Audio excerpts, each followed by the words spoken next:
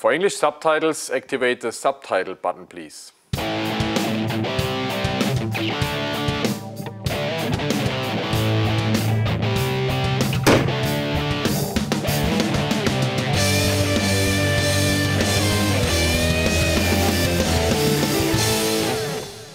Ja, hallo miteinander zur Folge 33 von Reptil TV. Wir waren wieder weltweit für euch unterwegs, beziehungsweise nicht nur für euch, sondern auch für uns. Aber wir haben für euch gefilmt. Wir waren zuerst in Hongkong auf der Hongkong Breeders Expo und danach in Japan, in Shizuoka. Und da haben wir eben gefilmt, um euch auch ein bisschen Eindrücke von dem asiatischen Markt zu geben. Wir fanden es richtig interessant und ich hoffe, es gefällt euch auch. Viel Spaß! Ja, herzlich willkommen zu Reptil TV. Ich bin ein bisschen in Asien unterwegs, in dem Fall in Hongkong. Da gibt es die Hongkong International Reptile Breeders Expo und da möchte ich euch ein bisschen was über den asiatischen Reptilienmarkt zeigen. Viel Spaß!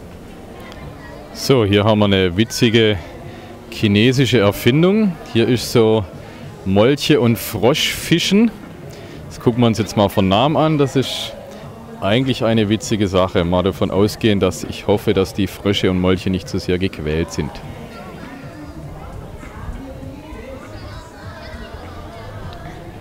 Also hier kann man so Kellen oder so kleine Netze sozusagen kann man hier kaufen. Und Schälchen dazu. Und da hinten gibt es Schälchen mit Löffel. Und dann gibt es hier diese Pools. Und in diesen Pools sind entweder Frösche oder Molche. Und die Kinder können die dann rausfischen. Wie gesagt, die bezahlen ihr Schälchen und ihr Löffelchen und dann fischen die raus. Und die, wo sie gefangen haben, dürfen sie dann behalten und mit nach Hause nehmen. Also so sieht es dann aus. Der da hinten, der bescheißt ein bisschen, der nimmt die Heimchendose zum Rausfischen. Und der hat schon einen gefangen. Der macht uns das jetzt mal schön vor, wie das geht. Also der Kleine hier, das ist echt ein absolutes Schlitzohr. Weil auch die Methoden, die der anwendet, sind echt recht unseriös. Die anderen probieren es vorsichtig und der probiert es auf die harte Tour. So, jetzt hier haben wir den Molchpool. Und das Witzige daran, eben diese Netze sind so mit so einer Art Papier bespannt. Und mit der Zeit, wenn sie zu lang im Wasser sind oder zu schnell machen, dann tut das Papier durchreißen. Und wenn das Papier gerissen ist, dann ist vorbei. Ja, und jetzt ist das Netz gebrochen und dann ist vorbei. Und sie hat jetzt mit ihrem Netz dann 3 Stück erwischt. Game over und hat dafür umgerechnet 3 Euro bezahlt. So, hier haben wir Reptile State. Relativ großer Händler hier in Hongkong. Also das Medieninteresse ist hier auch recht groß. So. Also außer ich mit meiner Kamera sind noch einige andere Channels hier unterwegs. Und ich glaube, die sind nicht von YouTube, sondern vom Fernsehen. Schauen wir mal ein bisschen, was die für Tiere haben. Hier haben wir jetzt wegen so die einheimischen Arten, glaube ich. So, hier haben wir Turtle World.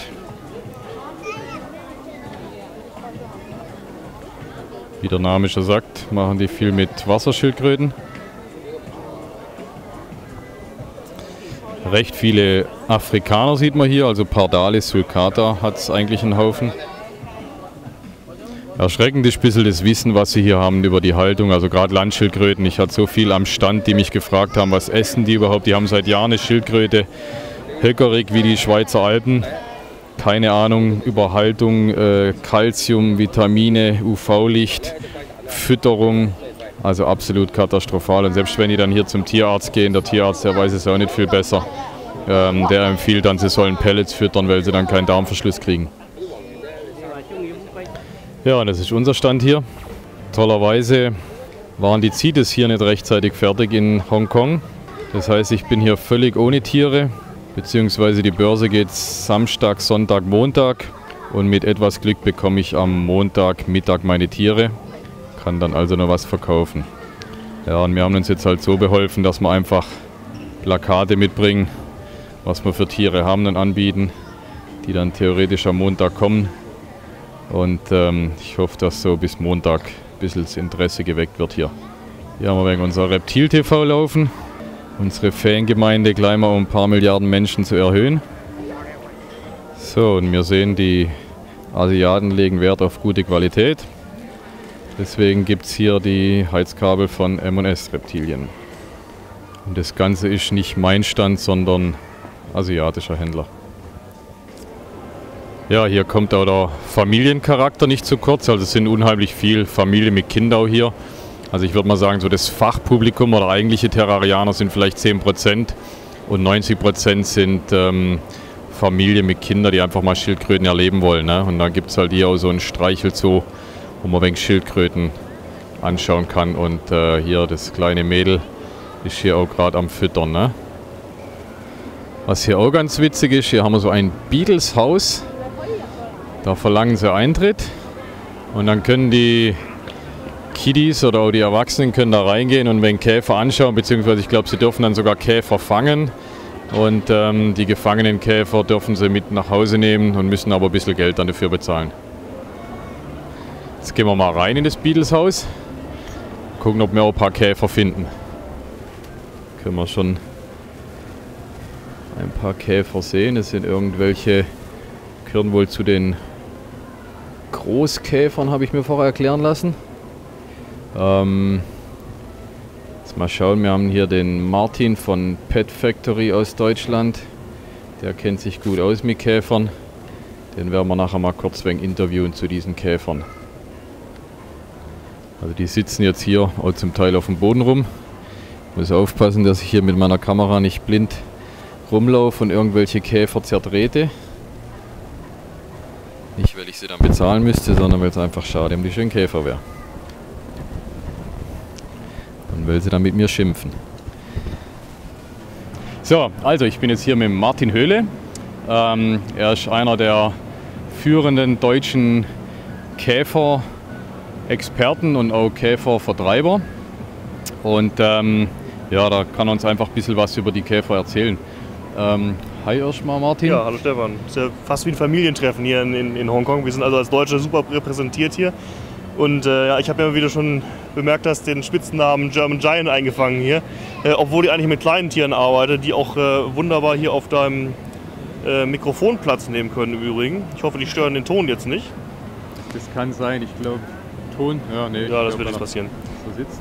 Ja, also die Insektenhaltung ist in Asien genauso traditionell wie bei uns die Haltung von Meerschweinchen oder Hamstern. Dementsprechend ist das hier für mich quasi das Mekka. Noch intensiver wird das in Japan. Wir haben so ein paar schicke Sachen hier mitgebracht, die wir zeigen. Genau, was haben wir denn hier? Also das hier? Also der Experte hier auf meiner Hand läuft im Englischen als Duck Beetles, also eine Hirschkäferart, eine Dorcusart. Die können auch ganz gut zwicken in der Größe schon, das ist ein stattliches Tier. Und wenn hier vorne, macht der aber nicht, das oder was? Das würde ich mal lassen, weil die haben ihr Zange quasi eingebaut. Die können ganz ordentlich zwicken. Okay. Wohingegen, Tut das richtig weh, oder was? Ja, einige Arten, die schaffen das tatsächlich, dass ein Tropfen Blut fließt. Mal probieren. Du stehst auf Schmerzen, ne? Ich Ja, merke genau. das schon. Ja. Ja, mach's aber nicht, okay? Aber der Kandidat auf deinem Mikrofon ist total harmlos. Ist auch ein reiner Fruchtfresser, genau wie ein Hirschkäfer auch. Nur der hat wenig Möglichkeiten, mit der Zange zu kämpfen. Der nutzt einfach dieses Horn, was du hier oben dran siehst, um Nebenbuhler, wenn er um so ein Weibchen hier kämpft, beiseite zu schieben. Das heißt, es ist im Prinzip wie ein Katapult, der geht unter das andere Männchen und kickt die einfach weg. Weil das kennen wir beide aus dem Leben ja auch, aus früheren Zeiten. Ne? Genau, wenn wir die Nebenbuhler wegschieben. Genau. Und also der hier ohne alles ist das Weibchen? Das ist ein Weibchen, genau. Zu diesem Männchen hier zu jetzt? Zu diesem Männchen, was du da gerade auf dem Mikro hast, ganz okay, genau. Ganz okay. Genau. Und wenn wir die beiden jetzt zusammenlassen würden und das Weibchen in der Nähe wäre, würden die Männchen wahrscheinlich anfangen zu kämpfen. Das gibt es in Thailand eine Riesentradition, da heißen die Quang-Käfer. So eine Art Kampfkäfer, wo dann richtig wie bei Hahnkämpfen auch gewettet wird, wer wohl von den beiden der Stärkere ist. Da werden richtige Championships ausgetragen. Okay. Also wie gesagt, eine riesengroße Tradition hier in Asien, die Käferhaltung. Und die, wo wir jetzt hier sehen, die kommen, ich glaube, aus Japan, hast du gesagt, oder? Nee, das sind sogar einheimische Formen. Also dieser Dorcus hier kommt in den Wäldern rings um Hongkong sogar vor. Ich war die Tage schon unterwegs und werde auch am Dienstag wieder unterwegs sein und ein bisschen gucken, was ich finden kann und für meine Kunden auch das ein oder andere Spannende mitbringen. Also noch kurz zum Wert. Also ich meine, die sehen ja richtig cool aus hier. Was kostet jetzt so einer hier, einfach zum mal eine Vorstellung haben? Also wenn wir auf den europäischen Preis gucken, wird das Pärchen da so zwischen, je nach Größe und Qualität, zwischen 25 und vielleicht 50 Euro liegen. Also immer noch erschwinglich. Ja. Okay, nicht Wobei schlecht. man auch sagen muss, die Lebenserwartung dieser Tiere liegt so beim halben bis dreiviertel Jahr. Wobei Lebenserwartung auf den fertigen Käfer jetzt bezogen, wenn man die Larvenzeit mit betrachtet, ist natürlich erheblich länger, weil das meiste Zeit des Lebens sind die Käfer als Larve unterwegs. Wobei die eben schon auch gezüchtet werden, wenn jetzt jemand so ein Pärchen kauft. Sie werden zu großen Teilen schon gefarmt. Es gibt auch natürlich Naturentnahmen logischerweise, wobei viele Arten in den Plantagen schon sowas wie so ein Pestanimal geworden sind. Wir kennen das ja früher von den Maikäfern, wo es sogar Sammelprämien dafür gab zu alten Zeiten.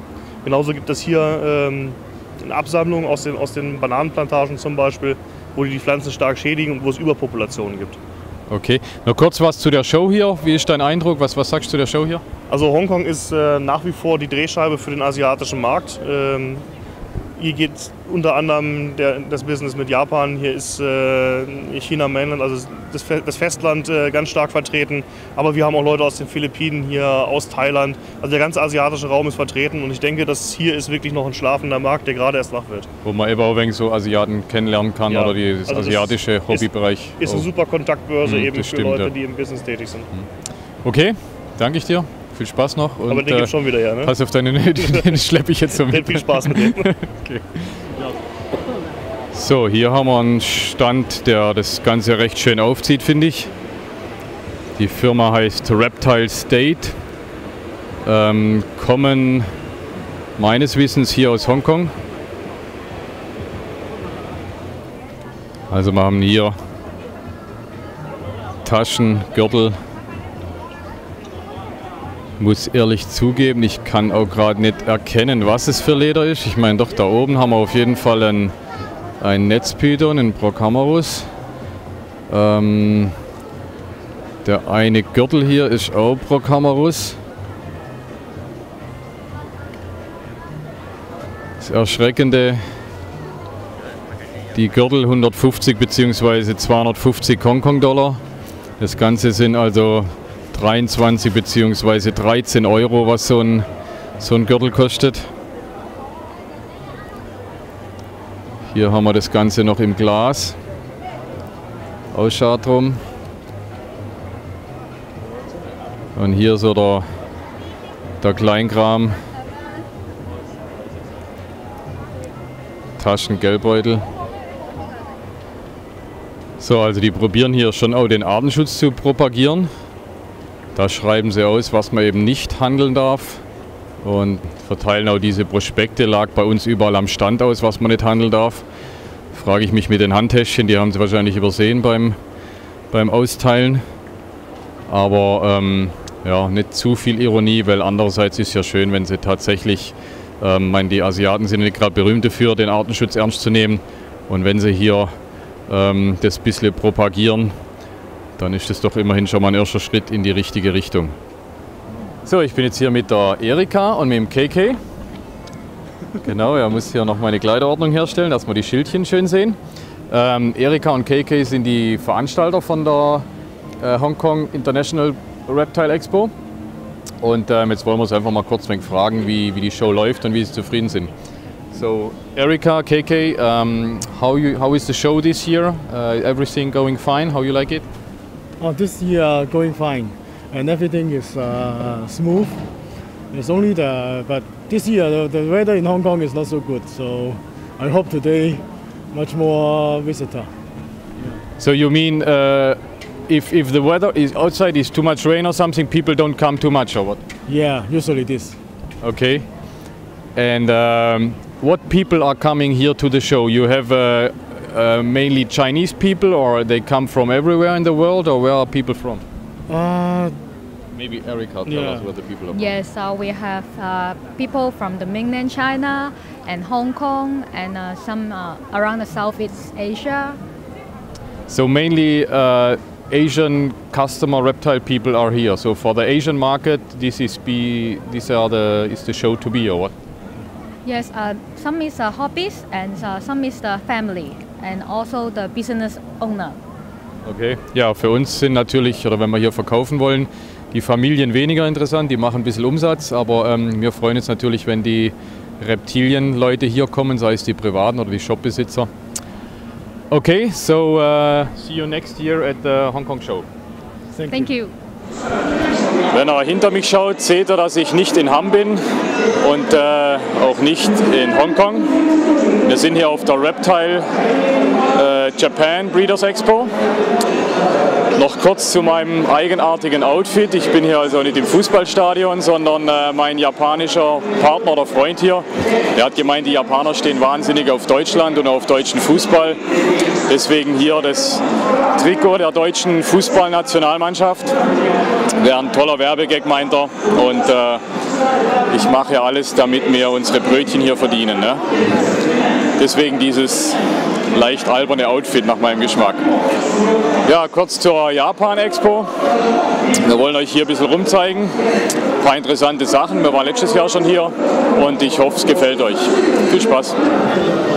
Ja, die Leute hier haben hier Wahnsinns-Hype mit ihren Badagam. Die laufen hier rum. Die Partys im Körbchen.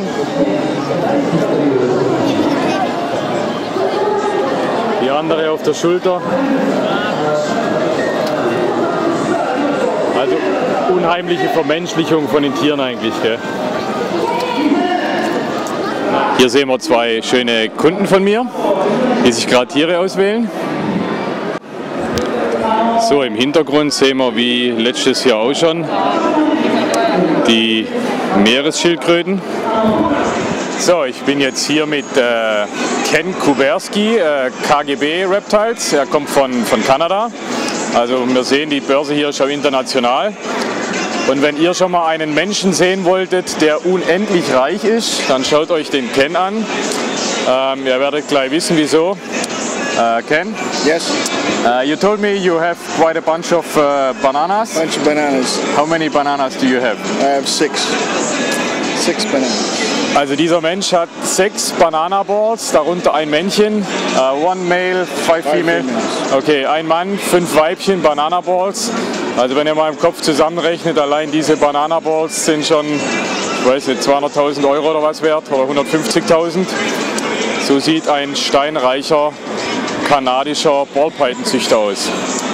I just told them you are one of the poor people breeding cheap kind of ball pythons, something like this. Normals. Normals. So how you like the show here in Japan? It's good for you? Yeah, it's the 3rd year that I've been here. It's just difficult with the language, but the people, they like the reptiles. The show is full all the time. There's a good crowd. Ja, also es ist wirklich interessante Sache hier und ja, macht Spaß, dass man auch international Leute kennenlernt. Thank you. Thank you. So, und die Tätowierkunst ist natürlich auch in Japan angekommen. Also was hier wirklich interessant ist, die Leute sind abartig fancy, so, ne? Also tätowiert bis unter das Dach, klamottenmäßig absolut ausgefallen. Und ja, hier bei den Kunden, die ich jetzt gerade hier habe, da haben wir einen ganz guten Einblick über das japanische Outfit. So, und hier haben wir Reptilmania aus Spanien. Er hat ein paar richtig Seltenheiten dabei. Schauen wir uns mal genauer an.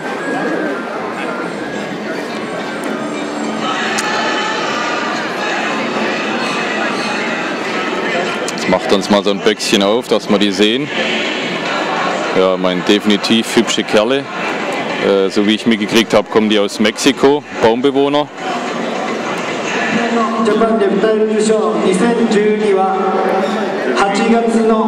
Ja, definitiv hübsche Kerls. So, ich bin jetzt hier mit Nobu. Yeah. Er ist Sumet Japan, wie man erkennt. Ich meine, man muss auch mal den kleinen Firmen wie Sumet ein bisschen auf die Beine helfen. So, Nobu, what is the difference Japanese market to the European market? Japanese people like turtle and tortoise. Maybe here 60% are turtle and tortoise. Okay. Maybe European people like lizard and snake. United States maybe 90% are snake. Ja, hat er natürlich recht. Also bei uns definitiv dominieren die Schlangen. Ja, hier hat es unheimlich viel, auch Wasserschildkröten. Especially the turtles are very popular here. Yeah, yeah. And you think the show here was successful? Was a lot of people here? This year, in 2 days, totally over 20,000 people came. Okay. So we see it's really successful. Yeah. Yeah. And it's the biggest one. It's the biggest one in Asia, I guess, or not? Yeah. Ja, dann danke an Nobu. Er ist übrigens auch mein Helfer hier, der mir immer die Ratschläge gibt. Der deutsche Nationaltrikot habe ich dank Wanobu seinen Vorschlag. Er hilft mir hier und gibt mir hier auch Bekanntschaften mit den Japanern, wirklich tolle Hilfe. Thanks for your help. Was man auch wirklich oft sieht, wie die Frau hier, Badagame auf der Schulter. Also ich habe hier mindestens 30 Leute mit Badagame auf der Schulter rumlaufen sehen.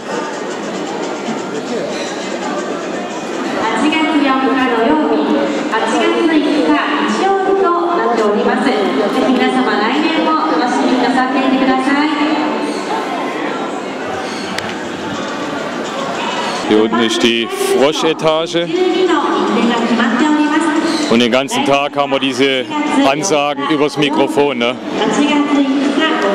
So, hier haben wir alte Bekannte vom letzten Jahr, das ist Woodbell Japan, die haben einige Shops in Japan und gehören mit zu den größten Shops, denke ich. So ein Wüstenfuchs oder sowas, das an der Leine, Wahnsinn. Also das ist ja witzig, das ist natürlich der Hammer.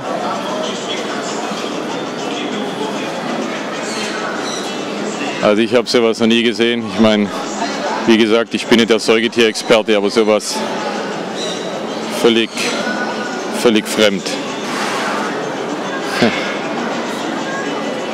Und wenn wir uns seine Arme angucken, er kratzt ab und zu auch ein bisschen. Sie hat also ein hübsches Hausschwein, natürlich echt auch, also muss ich sagen, gefällt mir fast noch besser.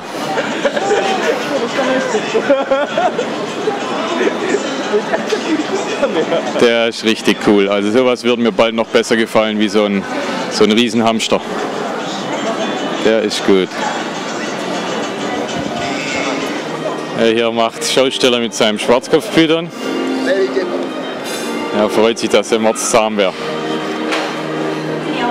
Cooles Display hier, absolut. Da haben wir einen recht hübschen Stand.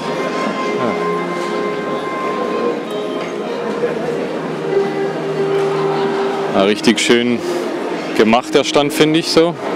Schön ausgestellt, die Tiere. Nicht unseren Haltungsrichtlinien entsprechend in den Dosen, aber zumindest richtig schön. Hier haben wir Ball Python Japan bei der Arbeit. Im Königspython-Bereich der größte Händler, was Königspythons betrifft, würde ich sagen, oder mit der größte Händler. So, und hier haben wir noch ein totales Highlight. Das ist ein australischer Moloch, Moloch horridus.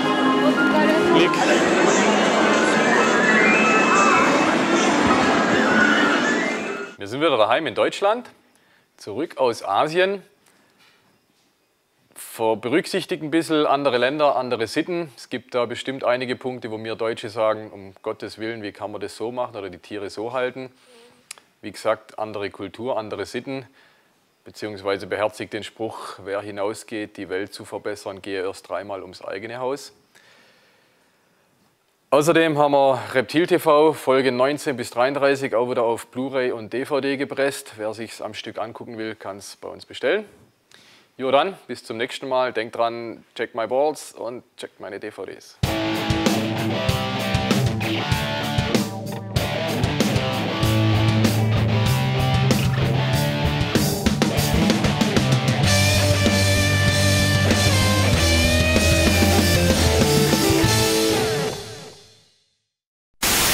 For English, no. Da habe ich nach Japan rüber gemacht. Hey, da machen wir jetzt kein Jahrhundert-Ding draus. Hey. Das war ganz toll, hä? Der hat dich gleich ab als gut, Stefan. Der war schön, gell? Der war schön. Den machen wir noch einmal, einen noch. Aber das war Over and aus.